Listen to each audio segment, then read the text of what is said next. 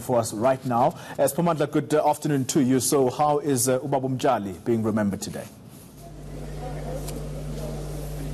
Well, the official program will start at 2 o'clock. People are streaming in, they are trickling in to come and remember the man of steel, as Ubaba Mtshali was known. But we expect senior leaders of government. I can tell you that I've just spotted the Presidential Protection Unit here. It seems as if one of the senior leaders of government will be here. We do not know who that leader will be, but we know for a fact that on Sunday, Ubaba Mtshali will be accorded a special official funeral. President Cyril Ramaphosa visited his family on Sunday and described him as a special man who deserves a special send-off. So it's not surprising that he will be accorded a special official funeral on Sunday at the Shuka Ray Kulu Stadium. After that, he will be laid to rest at the Heroes Egg in Chesterfield. But right now, I'm joined by the former president of COSATU and ANC NEC member, Ubaba Ustumo Dlamini. Baba Dlamini, let's thank you very much for your time. First of all, let's just hear from you. You've been quiet. Are you enjoying your free time now? Well, I am happy where I am. I'm doing work in the African National Congress and still to do work in the South African Communist Party. Former president of COSATU, as you just said. I'm okay.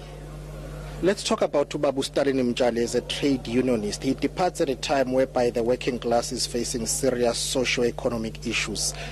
How would you remember him? Firstly, is to convey the condolences to the Mtshali family. Babu Mtshali is a leader of all the time.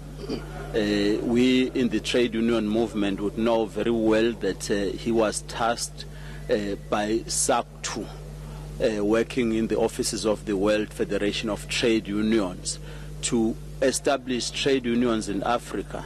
And he did a lot of work when they came back here in South Africa in the formation of a lot of COSATU unions that exist today. But he remains the depositor of the wealth of knowledge in the trade union movement on why we needed to have trade unions, what are the challenges at the time and the challenges now. He has been with us through and through.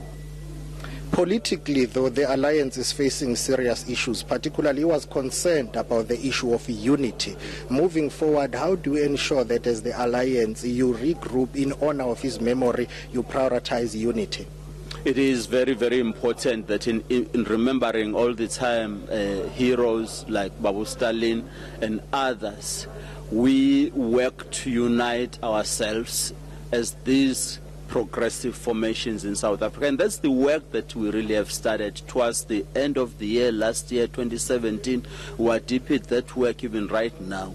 Because without a united ANC-led alliance, we can tell now where we will be going. So we have no option. We've got to work together and ensure the unity of the alliance. As a trade unionist, he was concerned about the issue of unemployment and also issues facing the working class. Currently in South Africa, the issue of fuel hikes and unemployment. Some sectors are retrenching workers. Surely that would have pained him. I have no doubt about that. It's an issue that is pertaining at the moment. The whole of society is decrying the situation of the cost of living that is escalating almost every day. Fuel hikes, as you say, the VAT. I hear that there's a rumor even next year there could be such. So let's ensure that we remember him and do better on those issues. Okay, thank you very much for time. I see here, if we still have time, let me call one of the leaders of the Young Communist League. We would know that Ubaba Eric Mtshali was a leader of the YCL, but right now we are joined by Isaac Luthuli, who is the Deputy Secretary of the YCL. Babu Luthuli, thank you very much for your time. As the YCL, Ubaba Mtshali was your member. How would you remember him as young people? Yes, indeed. He was our youngest member of the Young Communist League. I know people may be confused about this. We gave him his honorary membership of the Young Communist League. We'll remember him as a man of steel, a man of principle, a non-factionalist, a person that you can always find solace in whenever there are challenges in the movement. Those in the movement, they know him. Some of them, they had to run away from him because he was not shy in reflecting on the true realities of things that are happening. And we have always been with him as the Young Communist League. He has always been very helpful in teaching us the principles of communism. Why should we, as members of the Young Communist League, be principled, hate politics of money, hate factionalism, but build a strong base, an army that will be able to protect the interest of young people as a whole. So as an internationalist of note, we'll remember him.